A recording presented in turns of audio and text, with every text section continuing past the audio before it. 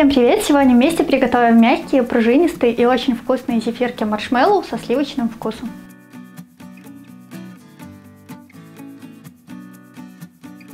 Желатин смешиваем со сливками и оставляем для набухания на время, указанное на упаковке.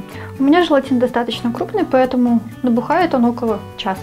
Если у вас быстро растворимый желатин, тогда понадобится минут 5 максимум. Но обычно эта информация указана на упаковке. Желатин должен полностью впитать всю влагу. Если желатин будет мелким, то тогда масса будет менее плотной. Если желатин крупный, тогда масса будет густой. Сахар я тоже сразу смешиваю со сливками. Пока набухает желатин, часть сахара растворится. Сливки я беру 10%, как вариант вместо них можно использовать молоко, либо наоборот более жирные сливки, например 20%. Желатин уже набух, так что сейчас можно подготовить форму. Я обычно беру небольшую форму, примерно 20 на 20. Я ее смочила обычной водой, чтобы приклеилась пленка. Если такой пленки нету, то тогда замените обычным целлофановым пакетом. Изнутри форму смазываем тонким слоем растительного масла без запаха, обычным рафинированным подсолнечным маслом. Край пленки тоже смазываем тонким слоем масла, чтобы зефирки не приклеились. Много не нужно, буквально совсем тоненький слой. Сахар со сливками ставим на средний огонь и нагреваем, пока полностью весь сахар не растворится и сироп не закипит.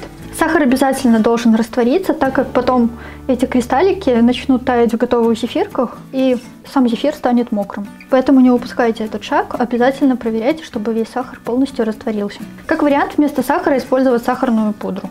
Просто довести сироп до кипения и далее по рецепту. У меня на весь процесс уходит ровно 6 минут на среднем огне. Когда сахар в сиропе уже растворится наполовину, у меня это происходит примерно через 3 минуты, можно ставить нагревать желатин. Сделать это можно любым удобным для вас способом. Например, в микроволновке короткими импульсами, постоянно перемешивая, либо на водяной или паровой бане, либо аккуратно в кастрюльке на маленьком огне. Желатин желательно не перегревать, он просто должен стать жидкий. Мне это удобно делать на паровой бане, у меня там в кастрюльке закипело немножко воды, я установила миску и просто помешивая подожду, пока желатин растворится и станет теплым. От желатина сливки могут немного свернуться, в этом нет ничего страшного, не пугайтесь, на конечный результат это совсем не повлияет. Как только желатин стал жидким, больше нагревать его не нужно. Я выключила огонь, но тарелку оставляю на кастрюльке, пока не закипит сироп, чтобы желатин оставался теплым и раньше времени не схватился. Сахар полностью растворился, сироп закипел, и сейчас забираем его с огня. Добавляем щепотку ванилина и хорошо перемешиваем. Вот дно кастрюльки полностью чистое, нерастворенного сахара нет, значит все получится. И теперь сразу же вливаем горячий сироп в теплый распущенный желатин.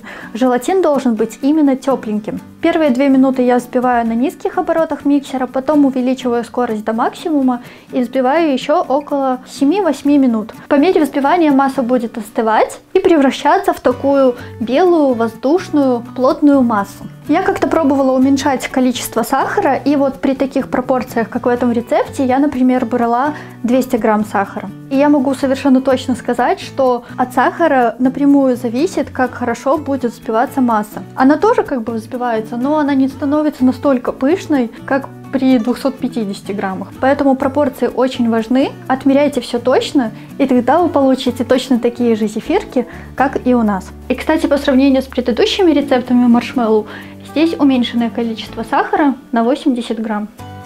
А также я экспериментировала и пробовала добавлять больше жидкости. И ситуация точно такая же, как и с сахаром. Масса гораздо хуже взбивается и ничего не получается. Поэтому здесь я выверила прям идеально пропорции. Мне кажется, при таком варианте получаются самые вкусные сливочные маршмеллоу. Так что готовьте, не пожалеете. Хотя я думаю, уже многие готовили наши зефирки, которые мы показывали на воде и на апельсиновом соке. Мы решили снять и сливочные маршмеллоу, так как нас просили зрители. Думаю, если вам будет интересна эта тема, мы приготовим еще какие-нибудь варианты этих вкусненьких зефирок. Взбивать массу нужно до тех пор, пока след от венчика не будет оставаться на поверхности. Мой миксер 500 Вт. Если у вас миксер более слабый, тогда, возможно, понадобится чуть-чуть больше времени. В общем, следите за консистенцией, ориентируйтесь на видео, и у вас обязательно все получится. Все, масса готова. Сейчас быстро убираем венчик. И я еще хочу сделать разводы, поэтому добавлю 2 капельки красителя. И аккуратно, быстро все вот так лопаточкой перемешаем. Я не хочу, чтобы цвет был однородным, поэтому вот так слегка перемешиваю. Быстро перекладываем массу в подготовленную форму.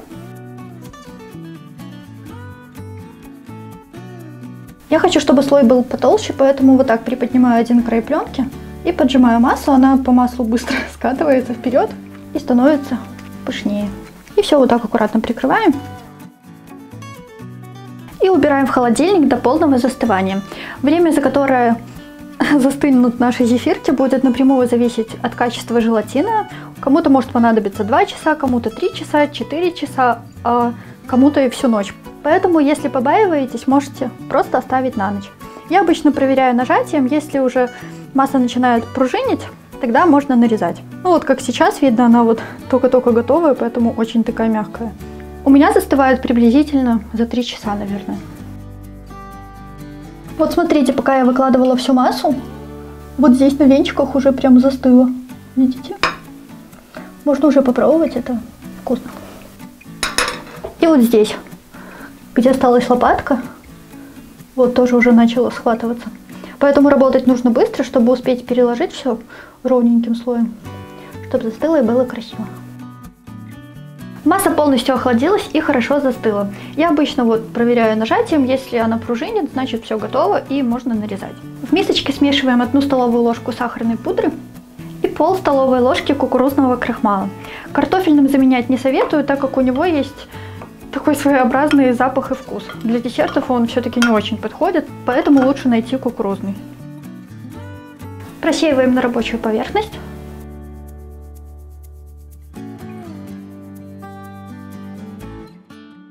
Вот какая большая зефирка.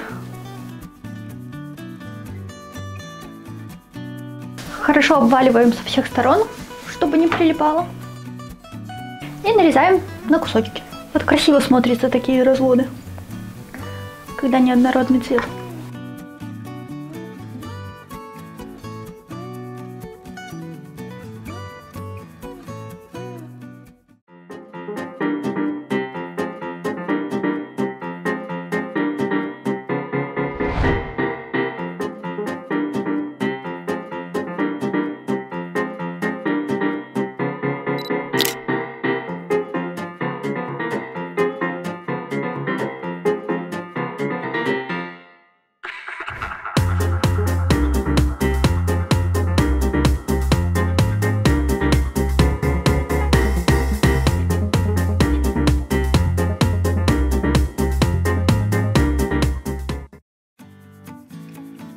Такие классненькие.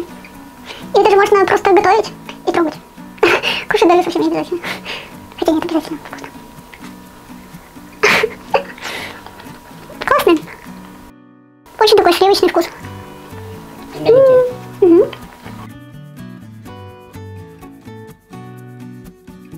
Я даже не знаю, сколько человек может теоретически съесть таких штучек. Но они не очень сладкие. Они менее сладкие, чем предыдущий вариант.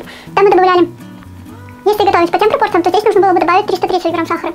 Но я уменьшила до 250, и вот они вообще классные. Подкинула вообще легко. Прям вообще. Я их трогала и трогала. Классно. Красиво. В общем, готовьте, пробуйте. Надеемся, что такой вариант вам также понравится. Но если в вашей семье есть детки, то тогда сразу готовьте побольше. Ну а на сегодня у нас все. Спасибо большое за просмотр видео. Желаем всем приятного аппетита.